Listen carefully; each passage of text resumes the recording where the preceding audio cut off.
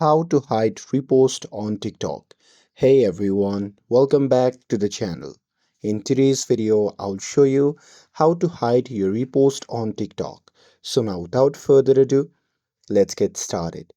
So first thing first, open the TikTok app on your phone and make sure that you're logged in to your account. And now here, once you are inside the app, just tap on the profile icon shown in the bottom right corner of the screen. And now here, once you are in the profile section, just tap on the three dash icon shown in the top right corner of the screen. And once you tap on it, a pop-up menu will appear. From that menu, just tap on settings and privacy.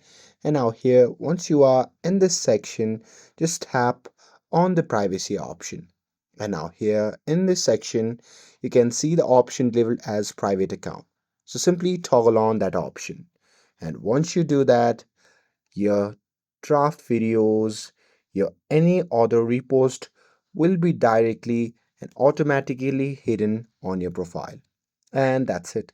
That's how you can hide your repost on TikTok. With this, if you found this video helpful, then don't forget to like, share, and subscribe to get updated for more videos.